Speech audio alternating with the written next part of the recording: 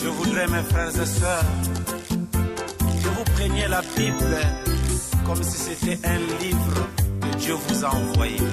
Que la Bible devienne une lettre écrite pour toi et rien que pour toi. Voici ce que le Dieu de la Bible te dit. Dans Genèse, je suis ton Dieu, sors de ton pays, je te bénirai. Dans Exode, il dit, je te ferai sortir du pays d'Égypte autant marqué. Dans Lévitique, il dit, je suis saint. Toi aussi, sois saint et je te bénirai. Et dans Nombre, il dit, malgré la multitude, je te connais. Et dans Deutéronome, il dit, même si je suis le Dieu de la loi. Bienvenue dans cette émission consacrée à la parole de Dieu, amis de Biblia, Shalom. Au cours de cette émission, nous allons parler sur les mélanges et ça sera avec un homme de Dieu que vous avez déjà eu l'habitude de suivre, mais qui ne passait plus dans cette émission. Pourquoi? Seul Dieu le sait. Aujourd'hui, nous recevons le pasteur Blaise Mpongo, à qui nous disons Shalom, pasteur. Shalom, ma sœur Binda. Oui, bienvenue une fois de plus dans cette émission. Merci, je suis très heureux de vous retrouver. Voilà. Le frère Blaise est là. Oui, et beaucoup d'enfants de Dieu ont appris des choses vous concernant. Et moi, je tiens à éclaircir par rapport à toute cette situation, par exemple sur Internet ou par la voie d'onde. Et je tiens à informer aux enfants de Dieu que c'était seulement les manœuvre du diable pour séparer les peuples de Dieu, mais nous ne pouvons pas faire sa promotion, bien sûr. Pasteur, nous parlons aujourd'hui sur les mélanges et si vous pouvez dire au peuple de Dieu, c'est d'abord c'est quoi les mélanges? Et si nous parlons du mélange, et nous faisons allusion à quoi? Je vous remercie d'abord pour l'invitation et je tiens à remercier tout le monde et surtout les autorités de la RTNCD, la chaîne nationale, qui m'ont fait cette confiance voilà, de passer pour cette émission. Merci à vous-même, merci aux techniciens, merci également à tous ces frères et sœurs avec un sourire aux lèvres. Je les ai vus m'encourager, ça me va tout droit au cœur. Et je bénis Dieu pour ces thèmes, le mélange. Alors, je vais expliquer par rapport à la Bible. Nous sommes dans Exode au chapitre 20. Ce que Dieu lui-même est en train de parler. Dans Exode chapitre 20, le verset 1, la Bible dit, alors Dieu prononça toutes ces paroles en disant, je suis l'Éternel ton Dieu qui t'ai fait sortir du pays d'Égypte, de la maison de servitude. Tu n'auras pas d'autre Dieu devant ma face. Tu ne te feras point d'image taillée, ni de représentation quelconque, des choses qui sont en haut dans le ciel, qui sont en bas sur la terre et qui sont dans les eaux, plus bas que la terre. Tu ne te prosterneras point devant elles et tu ne les serviras point. Car moi, l'Éternel ton Dieu, je suis un Dieu jaloux, qui punit l'iniquité des pères sur les enfants jusqu'à la 3e et à la 4e génération de ceux qui me haïssent, ainsi de suite. Donc, ici la Bible est claire, Dieu est en train de parler aux enfants d'Israël qu'il venait de faire sortir du pays d'Égypte, que vous n'aurez pas d'autre Dieu devant moi.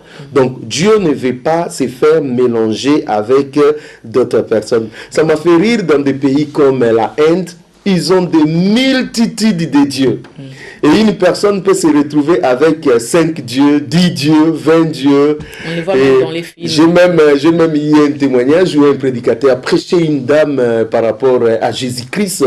La dame commençait à pleurer et puis à la fin, le prédicateur s'approche de la dame. Il dit, voulez-vous vraiment accepter Jésus? Il dit, oui, je vais l'accepter, mais il sera comme mon 5e Dieu parce que j'en ai déjà quelques dieux. Donc voilà, Dieu ne veut pas de tels mélanges. Et puis ce sont des dieux représentés. Voilà, Dieu est exclusif. Soit c'est Dieu à 100%, soit c'est pas lui. Ce n'est pas lui. Donc si vous voulez opter pour Dieu, alors abandonnez tous les idoles, abandonnez tous les dieux, accrochez-vous seulement à ces dieux. Alors si vous voulez dire, je veux mélanger Dieu avec d'autres choses, Dieu est clair, il dit, tu n'auras pas d'autre Dieu devant ma face, je suis un Dieu jaloux. Donc voilà pourquoi j'ai accepté de venir dans cette émission pour dire au peuple de Dieu, à la nation congolaise, c'est pour dire à tous ceux qui veulent s'accrocher à Dieu, si vous voulez suivre la voie de Dieu, alors il faut d'abord prendre une bonne décision de faire le choix pour Dieu et pour Dieu lui seul. Voilà. Oui, parlons de ces thèmes, pasteur. Vous avez remarqué qu'il y a des mélanges aujourd'hui au sein de l'Église? Oui, ça fait partie également des prophéties bibliques qui annoncent un certain nombre des éléments qui vont venir dans l'église du Seigneur. Et ça n'a pas commencé aujourd'hui. Le mélange a été toujours là. Et Élie, par exemple, si nous lisons dans 1 roi, Élie s'est retrouvé dans la même situation que nous avons aujourd'hui. Dans 1 roi au chapitre 18, la Bible dit, du temps du roi Akab, les gens se sont tellement corrompus au point où le peuple de Dieu servait à la fois les idoles et à la fois le Dieu véritable. C'est pour cela la gloire de Dieu ne s'est manifestée plus. C'est pour cela Dieu ne pouvait plus faire quelque chose pour eux. Et ils ont commencé à pleurer, accusant Dieu comme si c'est Dieu qui était l'auteur de leur malheur, sans pour autant se rendre compte qu'ils ont mêlé Dieu avec d'autres dieux. Le fondement ont été renversés. Et là, Élie maintenant va se présenter devant le peuple. Dans 1 roi au chapitre 18, le verset 20, la Bible dit: Akab envoya des messagers vers tous les enfants d'Israël et il rassembla le prophète à la montagne du Carmel. Alors Élie s'approcha de tout le peuple et dit: Jusqu'à quand boiterez-vous des deux côtés? Si l'Éternel est Dieu, allez après lui. Si c'est Baal, allez après lui. Le peuple ne lui répondit rien. Vous comprenez? Donc c'est-à-dire, les gens, ils étaient là confortablement assis dans leur situation de deux dieux. Des fois on suit Baal, des fois on suit Dieu. Tantôt on est avec maman, tantôt on est avec Dieu, tantôt on est dans les musiques mondaines, tantôt on est avec Dieu, tantôt on est avec des maris d'autrui, dans l'idolâtrie, dans ceci, cela, tantôt on est avec Dieu. On est dans une vie de mélange. Et Dieu dit, par la bouche d'Élie: jusqu'à quand vous allez continuer à vous accrocher des deux côtés? Moi, je suis un Dieu jaloux. Soit c'est moi ou ce n'est pas moi. Mais si vous voulez vraiment que vous soyez mon peuple, alors abandonnez tous les faux dieux, abandonnez tout le reste de Dieu, accrochez-vous seulement à moi. Et la Bible dit, le peuple ne répondit rien. C'est la situation que nous avons aujourd'hui dans l'église du Seigneur. Les gens se sont accrochés des deux côtés. Les gens sont un peu dans l'occultisme, un peu dans des choses de Dieu. Les gens sont un peu dans la magie, un peu dans les choses de Dieu. Les gens sont un peu dans la sorcellerie, un peu dans des choses de Dieu. Les gens sont un peu dans l'idolâtrie, un peu dans des choses de Dieu. Les gens sont un peu dans l'impudicité, un peu dans le monde. Voilà, le monde est entré vraiment dans l'église. Aujourd'hui, vous avez à voir les églises, même des danses, des fois qui se jouent. Je ne parle pas toutes les églises. Donc, il y a des églises où le Seigneur est glorifié. Gloire au Seigneur. Et j'encourage ces églises à continuer à garder la flamme. Mais la majorité de nos églises, il y a le mélange total. Vous n'avez qu'à voir comment les sœurs vont dans ces églises-là. Vous-même, vous conclusez qu'ici, il n'y a pas Dieu. Donc, il y a un mélange terrible. Pasteur, qu'est-ce qui est à la base du fait que l'occultisme soit entré dans l'église? Depuis longtemps, ça a été toujours comme ça. Dieu, il parle dans Ézéchiel au chapitre 8, chapitre 9, le chapitre 10. Avant que la gloire de l'Éternel puisse quitter Israël. Dieu est en train de parler. Il est en train de parler quoi? Les anciens d'Israël, c'est-à-dire les gens qui étaient censés amener le peuple à la crainte de Dieu, amener le peuple à craindre Dieu, c'est eux-mêmes les anciens d'Israël qui avaient amené les idoles jusque dans la maison de l'Éternel. Qui sont aujourd'hui représentés par les serviteurs de Dieu. Voilà. Donc, ils ont amené les idoles jusque dans la maison de l'Éternel. Et Dieu va prendre Ézéchiel en esprit. Il dit, venez, je vais te faire voir ce que les anciens d'Israël sont en train de faire. Et le Seigneur va commencer à faire voir à Ézéchiel les anciens qui adoraient le soleil, qui adoraient le maman qui était assise, qui adorait Tammuz, des abominations dans le temple. C'est-à-dire le temple, c'est là où c'est supposé que la gloire de Dieu se manifeste. Le temple, c'est là où supposé que Dieu se manifeste, parle au peuple, ainsi de suite. Mais c'est dans le temple qu'on avait amené aussi l'idolâtrie. C'est exactement ce qui se passe aujourd'hui. La Bible dit, nous, au contraire, nous sommes le temple du Saint-Esprit. Donc, avant même de commencer à parler de nos assemblées, de nos églises, nous-mêmes d'abord, nous sommes le temple du Saint-Esprit. Mais qu'est-ce que nous amenons dans ces temples du Saint-Esprit? Nous amenons le mensonge, nous amenons l'idolâtrie, nous amenons les calomnies, commémorages, manipulation, nous amenons l'adultère, nous amenons la sorcellerie, nous amenons le monde. Vous voyez comment le monde est en train de gagner, ainsi de suite. Nous suivons le corps qui est le temple du Saint-Esprit. Et tous ces gens qui sont en train de suivre les temples du Saint-Esprit, ils reçoivent la parole de Dieu. Ils sont enseignés, entre guillemets. Mais pour pratiquer la parole de Dieu, non, c'est impossible. Donc, c'est une situation qui a commencé depuis longtemps. C'est tout simplement l'œuvre du diable. C'est l'œuvre du diable au milieu des enfants de Dieu. Et ça va continuer comme ça jusqu'au retour de Jésus. De plus en plus, l'apostasie va venir. Parce qu'il y a des choses qui doivent normalement précéder le retour de Jésus. Selon les prophéties bibliques, la Bible dit, il faut d'abord que l'apostasie c'est quoi? Abandon de foi. Les gens vont se détourner de la foi véritable. Ils vont s'attacher à des idoles, à des choses de futilité, ainsi de suite. Donc, c'est tout simplement l'œuvre du diable et c'est tout simplement la prophétie de Dieu qui est en train de s'accomplir. Nous sommes dans un temps où veille sur toi-même. C'est ça le temps où nous sommes maintenant. Ne mettez pas la foi sur Blaise.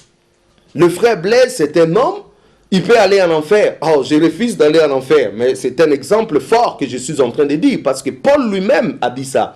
Il dit, je ne veux pas, après avoir prêché aux autres, que moi-même je sois disqualifié. Donc, il y avait possibilité pour Paul, si il ne veillait pas sur sa vie, d'être lui-même disqualifié après avoir prêché aux autres.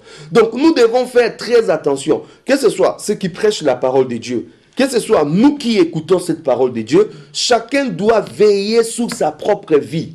Chacun doit chercher à avoir une relation personnelle avec Dieu. Nous ne sommes plus au temps où il doit y avoir des intermédiaires. Il n'y a plus d'intermédiaire entre nous et Dieu. Jésus-Christ est l'unique intermédiaire. Ton pasteur n'est pas ton intermédiaire de toutes les façons. Tu ne connais même pas ce qui est à la base de ces pasteurs. Si c'est l'occultisme, la magie, la sorcellerie, tu ne connais pas. Ton encadreur à la jeunesse, ton encadreur, je ne sais pas moi où, tu ne connais pas ce qui se passe dans sa vie. Donc, le mieux à faire, toi, veille sur la parole de Dieu, afin que le ténèbre ne vienne pas chez toi et que tu continues à vivre la vie de Dieu. Et en plus, il faut que chaque jour tu reçoives ces témoignages de l'Esprit qui est en train de dire, comme la Bible nous dit, l'Esprit lui-même atteste dans notre esprit que nous sommes enfants de Dieu. Il faut vraiment que nous ayons ces témoignages intérieurs qui attestent que nous sommes enfants de Dieu et que nous puissions nous accrocher au Saint-Esprit jusqu'au retour de Jésus. Mais si nous nous fions au bâtiment, si nous nous fions à nos pasteurs, si nous nous fions à nos communautés, si nous nous fions, je sais pas moi, toutes ces histoires-là, nous risquerons de passer à côté et les gens vont regretter à la fin. Parce que, bon, je ne sais pas pourquoi, alors nous chassons les démons dans nos assemblées, dans nos églises, pendant nos prières, alors que nous sommes, comme la Bible elle dit, c'est une histoire qui a commencé depuis longtemps. Nous sommes obligés de vivre avec ça jusqu'au retour du Christ. Pourquoi alors ces prières, ces fortes prières où nous chassons les démons au sein de nos églises? Bon. Là, nous sommes dans un cadre purement de combat spirituel, comme on le dit toujours, des réalités qui sont spirituelles. C'est vrai que lorsque les enfants de Dieu se réunissent, les diables, ils viennent toujours s'aimer les désordres. Donc là, c'est inévitable. Donc le diable ne nous laissera jamais tranquilles. De toutes les façons, la parole de Dieu nous dit, les diables rôdent tout autour de nous comme un lion rugissant. Donc c'est tout à fait normal que nous ayons cette pression diabolique pour nous empêcher de voir Dieu. Mais nous bénissons le Seigneur parce que les occultistes aussi sont du diable. Voilà, parce que la Bible dit ceux qui sont en Jésus-Christ ont triomphé de toutes ces choses. Donc, ils vont venir avec toute cette pression, mais rien ne se passera. En plus, il faut aussi comprendre que l'église locale, c'est-à-dire l'église telle que nous allons dimanche chacun dans son église, est composée de bleus et d'ivraie. C'est-à-dire des brebis et des boucs. C'est-à-dire des enfants de Dieu véritables et des faux enfants de Dieu. Les sorciers viennent le dimanche dans nos églises, les magiciens viennent, tous ces gens-là, ça vient. Et il y a aussi les gens que nous invitons. Hein, il n'est pas, je ne sais pas, peut-être la personne a ses démons, vous l'invitez, et la personne vient, et pendant la prière, la chaleur de l'esprit, le feu de l'esprit, et voilà, les démons se manifestent. Mais cette réalité est réelle. Nos églises sont composées de bleus et des ivraies. Donc, ton pasteur peut être un bleu comme ivraie. Ton pasteur peut être brebis ou loup. Ton pasteur peut être un homme dangereux comme un homme venu de Dieu. Donc, le brebis aussi qui viennent, tous ces brebis-là ne sont pas des dieux. Il y a des gens qui viennent dans le sens de s'aimer les désordres. Volontairement, ils sont dans la sorcellerie, dans la magie, dans l'occultisme. Ils viennent vraiment s'aimer les désordres au milieu des enfants de Dieu à dessein. Donc, les églises locales ont cette réalité du ténèbre et de la lumière, mais Jésus dit, laissez-les croître ensemble. Les deux ne peuvent pas cohabiter. Oui, Jésus dit, laissez-les croître ensemble. Laissez-les croître ensemble, le blé et l'ivraie. Il y aura un moment où, pendant la moisson, le Seigneur va séparer. Et la Bible parle, par exemple, les gens qui vont se glisser au milieu de vous. Les loups qui vont se glisser au milieu de nous. Cela veut dire que dans nos assemblées, les gens peuvent s'habiller en peau de brebis, mais en réalité, ils sont des loups. Ils sont là bien cachés, ainsi de suite. Mais nous bénissons le Seigneur parce que Dieu nous a donné quand même des signes. Il dit, vous les reconnaîtrez par leurs fruits. Donc il y a des fruits, même si quelqu'un prêche bien, même s'il chasse des démons, même s'il fait des miracles, même s'il donne des prophéties, mais il y a des fruits qui peuvent attester si réellement la personne est de Dieu ou n'est pas de Dieu. Et c'est dans ces fruits-là que nous devons nous fier. Et la personne qui peut comprendre ça, c'est seulement une personne qui a l'Esprit du Seigneur. Bien sûr, si tu n'as pas l'Esprit du Seigneur, tu seras complètement dupé par des miracles, par des prophéties, par la puissance qui est en train de se manifester. C'est vrai que dans l'église du Seigneur, il y a des hommes de Dieu authentiques qui manifestent la puissance de Dieu, parce que cette puissance est pour nous. La parole de Dieu nous dit, les dominations, les principautés et les autorités connaîtront par l'église la sagesse infiniment variée de Dieu. Et Paul dit, lorsque je suis venu, il dit, ma prédication ne se reposait pas sur des discours persuasifs de ce monde, mais sur une démonstration de l'esprit. C'est-à-dire, là où la parole de Dieu est prêchée, la parole de Dieu est accompagnée de signes et de miracles. Mais cependant, on ne reconnaît pas un homme de Dieu à cause des signes et des miracles. On reconnaît un homme de Dieu par des fruits qu'il dégage. Voilà, donc ce sont des histoires comme ça qui nous empêchera de ne pas tomber dans le piège. On dit aussi, pasteur, qu'on reconnaît un véritable serviteur de Dieu quand il donne une prophétie, la chose arrive. C'est ça, un faux prophète peut donner une prophétie et la prophétie ne s'accomplit pas. Nous dirons tout simplement c'est un faux prophète. Un faux prophète peut donner une prophétie et que la prophétie aussi s'accomplisse. Mais la Bible dit après, il va vous conduire vers un autre Dieu. C'est-à-dire il a donné une prophétie et la prophétie s'est accomplie, mais après lui-même s'est accaparé de la gloire, ou bien soit il te conduit vers un autre Dieu. Mais si toi tu restes seulement dans le côté, non, parce qu'il a donné une prophétie, ça s'est accompli, c'est que c'est un homme de Dieu, tu tombes dans un panneau. Vous comprenez? Donc, il faut être prudent. Peut-être il peut donner une prophétie et que la prophétie, ça s'accomplit. Mais après, il commence à te demander de l'argent. Il te dit, il faut sceller ça. Il faut ceci, cela. En ce moment-là, vous comprenez tout simplement que non, cela n'a rien à voir avec Dieu. Pasteur, aujourd'hui, les enfants de Dieu qui sont appelés à être des modèles ne les sont plus. Il y a un peu du méli-mélo au sein de nos églises. Comme a dit les frères Patrice, j'ai retrouvé l'église dans le monde dans l'église. Surtout, moi, comme femme, je parlerai surtout de notre habillement. Aujourd'hui, dans nos églises, vous regardez une sœur qui vient dans l'église. C'est vrai que nous sommes Congolais, on nous a rien interdit, mais aujourd'hui, dans nos églises, c'est que nos sœurs portent dans nos églises pendant les cultes laissent à désirer. On retrouve des choses qui sont dans le monde, qui entrent maintenant dans l'église. Et puis il y a aussi parmi les enfants de Dieu qui entrent dans des endroits qui sont peut-être déconseillés aux enfants de Dieu. Je ne sais pas, c'est comme il y a une confusion, pasteur. C'est puisque nous sommes au temps de la fin. À la base de tout ça, est-ce que les gens sont convertis? C'est ça la première des questions que nous devons nous poser. Est-ce que les gens ont rencontré Jésus? Quelqu'un a dit dans une chanson, « Je n'ai jamais vu un homme qui a rencontré Jésus et resté le même. » La Bible dit, si quelqu'un est en Christ, il est devenu une nouvelle créature. Ça ne se limite pas là. Les choses anciennes sont passées et voici toutes choses sont devenues nouvelles. Maintenant, la question que nous sommes en train de nous poser, est-ce que nos églises, les gens font une adhésion intellectuelle ou ils sont convertis? Est-ce que dans nos églises, nous avons formé des fanatiques ou nous avons formé des disciples de Jésus? Il y a une différence entre disciples de Jésus et fanatiques.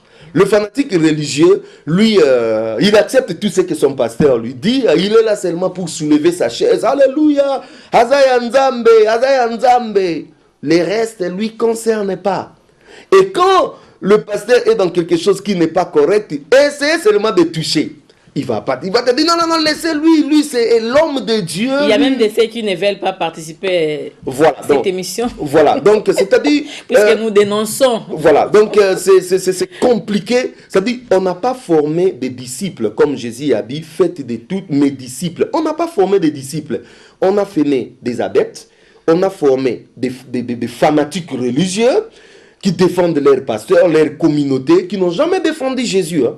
Tu peux parler mal de Jésus comme tu veux depuis le matin jusqu'à le soir. Personne ne va réagir. Mais si seulement tu touches son pasteur, il est prêt à venir te chercher avec une machette pour te couper. Donc ce sont des fanatiques religieux qui n'ont rien à voir avec Jésus. Voilà, nous avons raté le départ. Le départ, c'est la conversion.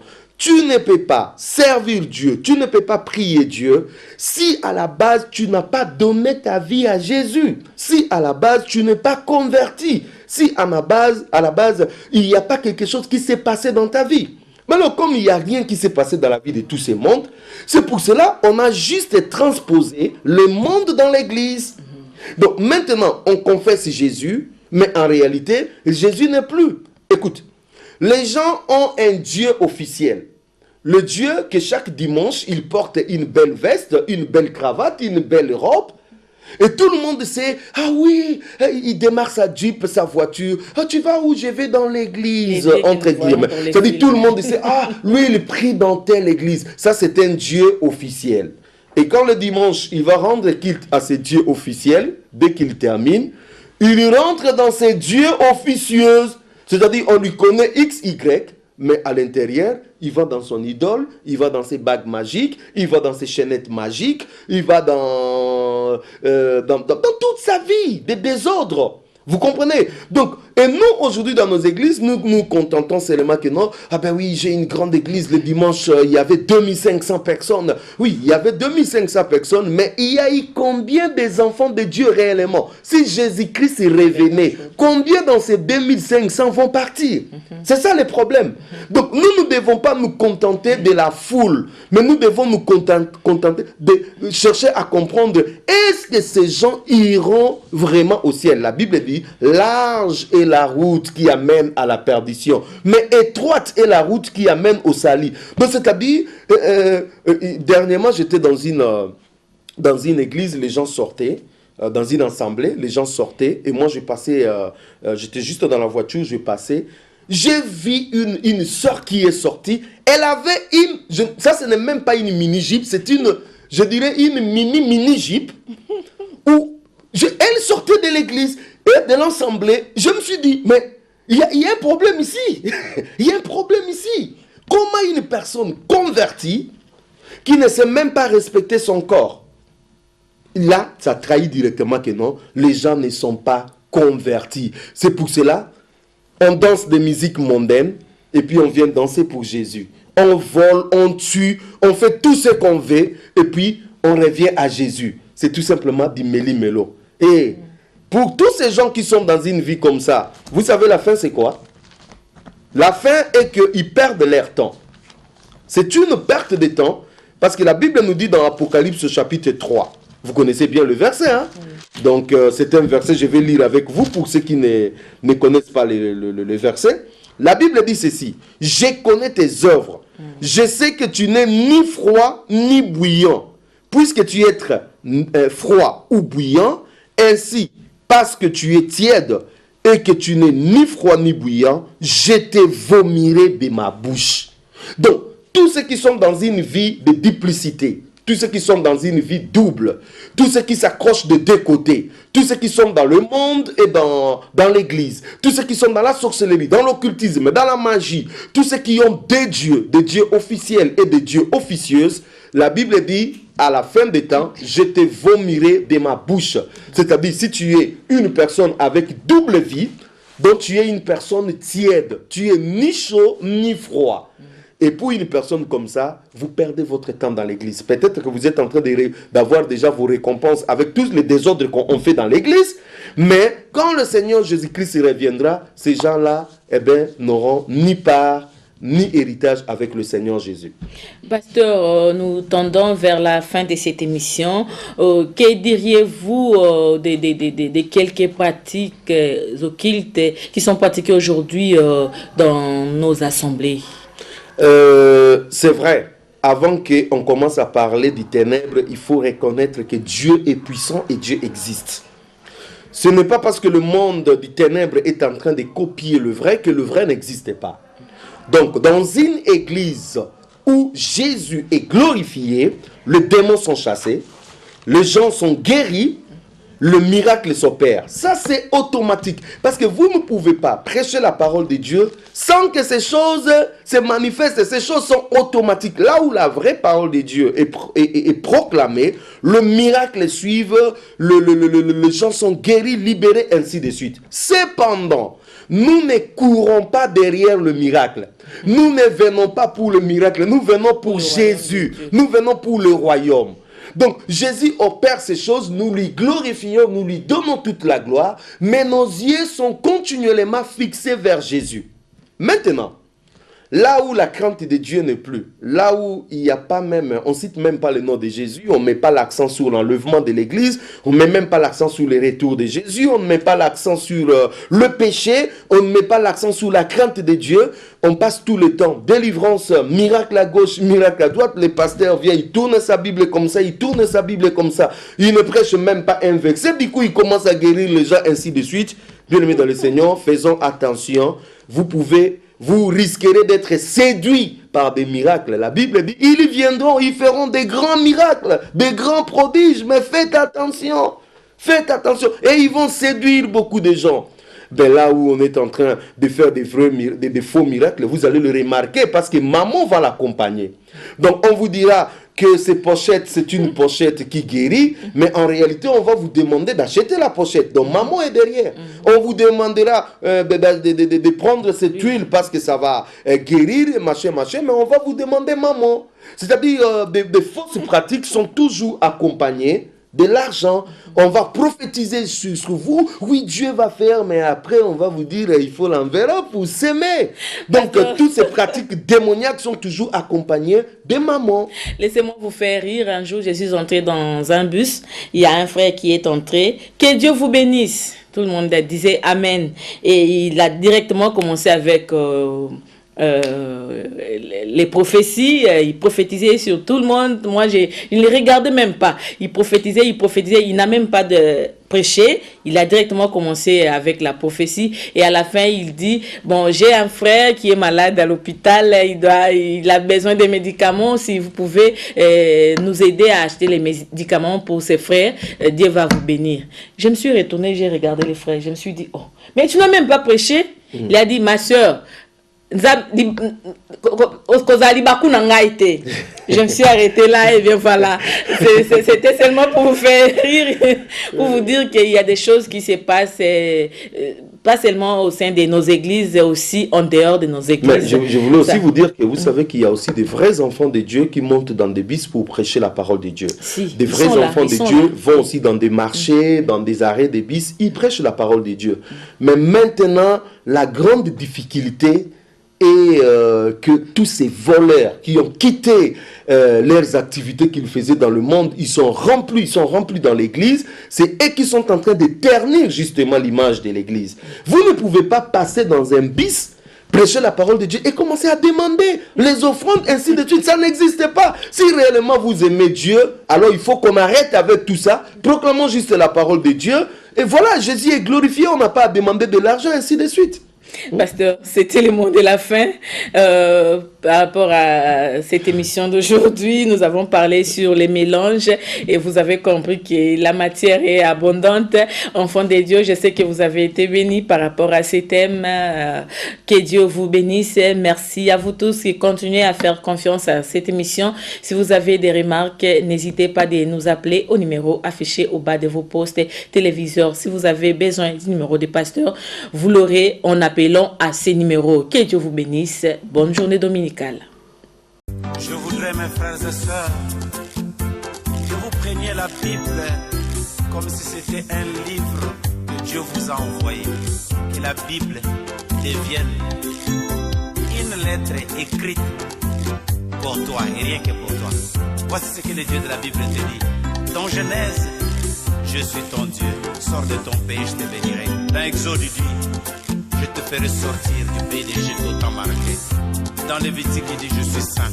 Toi aussi, sois saint et je te bénirai. Et dans Nombre, il dit, malgré la multitude, je te connais. Et dans Deutéronome, il dit, même si je suis le Dieu de la loi,